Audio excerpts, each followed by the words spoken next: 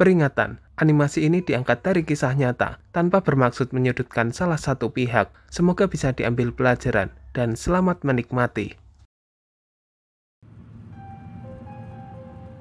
Kita sudah sampai di jembatan, Pak. Berapa mas biayanya? 100.000 aja, Pak. Oh, ini mas uangnya. Iya, Pak. Hati-hati ya, soalnya jalannya gelap di sini. Iya mas, makasih banyak ya.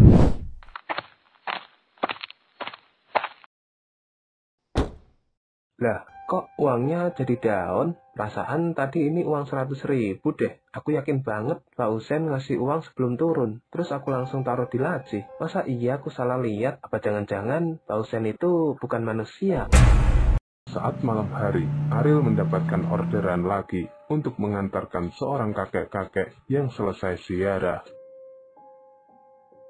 Sudah lama mas kerja jadi driver online? Oh, belum Pak. Saya baru sekitar sebulan ini narik. Oh, baru sebulan. Tapi rame nggak mas orderannya? Ya gitulah Pak, kadang rame, kadang sepi. Kalau lagi weekend atau pas jam sibuk, alhamdulillahnya rame Pak, bisa dapat lumayan. Tapi kalau hari biasa, apalagi siang-siang, sepi banget Pak. Kadang sampai nunggu 1 jam baru dapat orderan. Emang rezeki orang beda-beda ya mas? Tapi kalau rame terus bisa cepet kaya dong. Iya Pak, kalau rame terus mah, saya udah bisa beli mobil sendiri, nggak perlu nyewa lagi. Tapi ya begitulah, kadang lancar, kadang enggak. Namanya juga usaha Pak. Betul mas, yang penting sabar dan jalani aja. Iya Pak, saya jalanin aja. Dulu sempat nganggur lama, terus dapat rekomendasi dari temen buat jadi driver online. Karena katanya penghasilannya ya lumayan lah buat sehari-hari. Oh, ngomong-ngomong, saya juga sebenarnya punya mobil di rumah. Lah kenapa Pak, kok mobilnya nggak dipakai sendiri?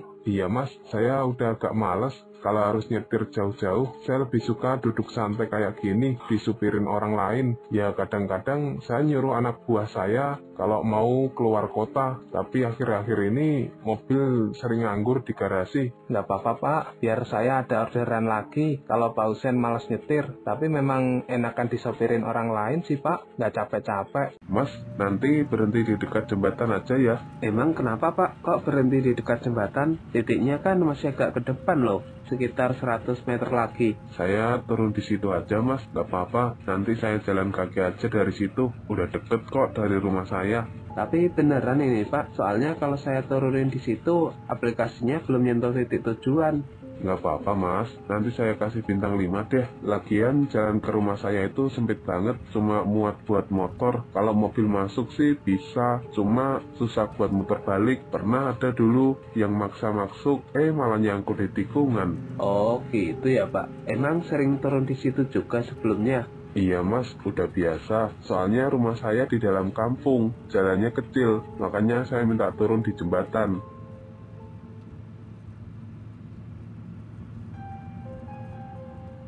Kita sudah sampai di jembatan Pak. Berapa mas biayanya? 100.000 aja Pak. Oh, ini mas uangnya. Iya Pak, hati-hati ya, soalnya jalannya gelap di sini. Iya mas, makasih banyak ya udah nganterin saya malam-malam gini. Semoga rezeki mas lancar terus. Amin, makasih juga Pak. Aneh banget, malam-malam gini turun di tempat sepi. Ya mungkin memang rumahnya deket-deket situ, tapi lumayan lah, malam-malam dapat 100.000. Kok kayak ada suara benda yang jatuh ke sungai? Apa jangan-jangan Pak Usen loncat ke sungai? Ah, bodo amat lah. Yang penting aku udah dapat duit. Aku pulang aja deh.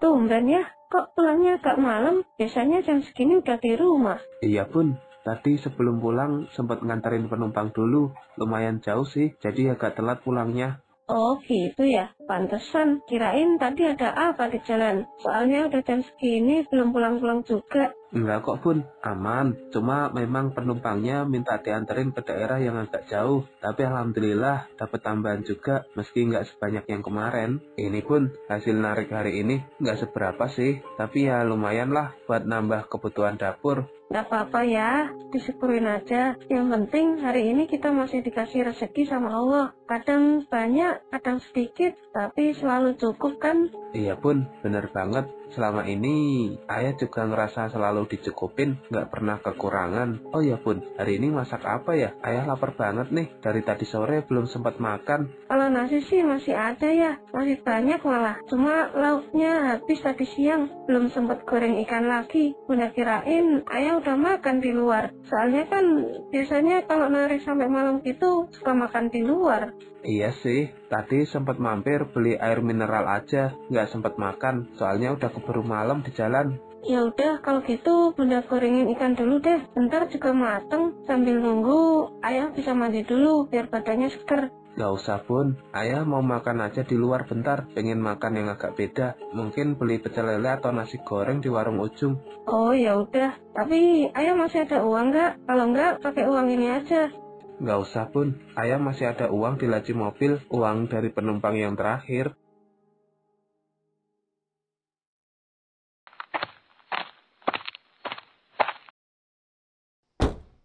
Lah, kok uangnya jadi daun? Perasaan tadi ini uang 100.000 deh. Aku yakin banget Pak Husen ngasih uang sebelum turun. Terus aku langsung taruh di laci. Masa iya aku salah lihat? Apa jangan-jangan Pak Husen itu bukan manusia? Tapi nggak mungkin sih. Sepanjang jalan aku ngobrol sama beliau. Bahkan sempat bercanda waktu soal orderan sepi. Kalau bukan manusia, terus siapa dong? Tapi sosoknya biasa aja, kayak manusia normal, nggak ada tanda-tanda aneh sama sekali. Cuma yang bikin bingung, kenapa beliau minta turun di dekat jembatan? Padahal kan tempatnya di situ agak sepi, gelap lagi. Masa kejadian lagi yang kayak dulu? Rugi. Terus aku gimana ini? Nggak jadi beli makanan dong. Lawang duitnya jadi daun, apa aku buang aja ya ini daun? Jangan deh, buat kenang-kenangan aja. Dan bukti kalau aku mengalami kejadian mistis. Loh ya, kok balik lagi? Katanya mau beli makan di warung. Nggak jadi Bun. Lah, kenapa emangnya ya? Warungnya tutup. Bukan Bun, uang ayah yang dari penumpang terakhir itu hilang Bun. Hah? Nggak ada gimana maksudnya? Emang tadi uangnya ayah taruh di mana? Tadi ayah taruh di laci mobil Bun, tapi pas saya buka lagi, uangnya malah jadi daun kering. Daun kering? Kok bisa sih ya? Jangan-jangan ayah salah lihat kali. Ayah juga sempat mikir gitu, tapi pas dicek lagi, beneran daun kering. Warnanya coklat, udah rapuh kayak daun gugur, padahal jelas banget, tadi itu uang 100.000. Aneh banget ya, emangnya tadi penumpangnya siapa sih? Kakek-kakek sih Bun, orangnya kelihatannya normal aja. Malah panjang perjalanan, ayah ngobrol sama beliau. Cuma ya ada yang aneh dari dia. Aneh gimana maksudnya ya? Ya waktu ayah anter, dia malah minta turun di dekat jembatan. Padahal kan titik tujuannya masih agak jauh dari situ. Jembatan? Iya Bun, tempatnya sepi banget. Ayah sempat bilang, Pak, titik tujuannya masih di depan lagi. Tapi dia malah ngomong, nggak apa-apa mas, saya turun di sini aja. Ih, merinding aku dengernya. Terus ayah ngeliat dia jalan ke arah mana? Nah itu dia, pas ayah nengok di spion, udah nggak kelihatan Bun orangnya, hilang gitu aja. Terus ayah juga sempat dengar suara kayak benda jatuh ke sungai Bun. Astaga, jangan-jangan dia korban yang bunuh diri di jembatan itu ya? Udah Bun, jangan ngomong yang aneh-aneh, gak mungkin lah kayak gitu. Tapi serius deh ya, aku jadi merinding. Mungkin aja bener kata ayah tadi, penumpangnya bukan manusia. Iya Bun, ayah juga sempat mikir gitu. Soalnya dari awal, ayah udah nyium bau wangi di sepanjang perjalanan Bun. Wanginya tuh kayak wangi bunga kuburan gitu Bun. Terus uangnya yang jadi daun, ayah kemanain? Ya ayah simpen aja Bun, sayang kalau dibuang, biar jadi kenang-kenangan aja. Oh gitu.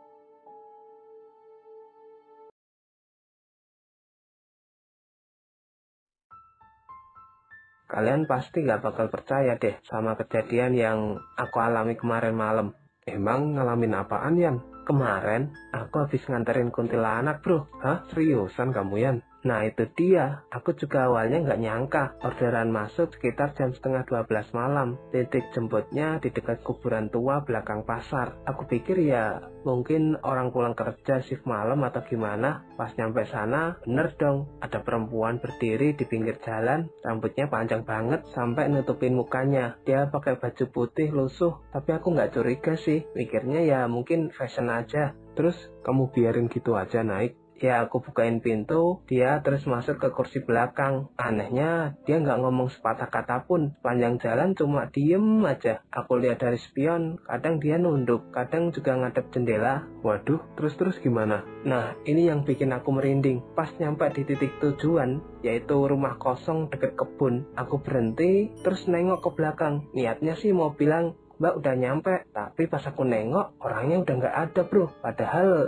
pintu mobil juga nggak kebuka sama sekali. Makanya aku bilang, aku yakin banget yang aku anterin itu kuntilanak. Itu sih jelas-jelas bukan manusia, Yan. Tapi Yan, aku juga pernah mengalami hal mirip. Kemarin aku juga nganterin penumpang yang aneh. Siapa tuh? Kakek-kakek sih, tapi orangnya ramah banget. Malah sepanjang jalan kita ngobrol. Cuma uang yang dia bayar itu tiba-tiba aja berubah jadi daun. Serius, Ril? Uangnya jadi daun? Serius, aku bener-bener nggak ngerti. Tadinya aku kira halu, tapi beneran kok uangnya jadi daun. Terus kamu apain tuh daun? Ya aku simpen, sampai sekarang masih ada. Aku taruh di dompet buat kenang-kenangan. Tapi Ril, kamu mau nggak setiap kali kamu beli barang, uang yang kamu bayarkan itu balik lagi ke kamu? Siapa yang nggak mau bang? Enak banget tuh, bayar tapi uangnya balik, nggak rugi sama sekali. Tapi emang bisa kayak gitu? Bisa kok, aku tahu caranya, tapi ada syaratnya. Apa syaratnya bang? Pertama, kamu butuh uang 100.000 selembar. Terus kamu harus beli minyak jin. Harganya lumayan sih, sekitar 300 ribuan.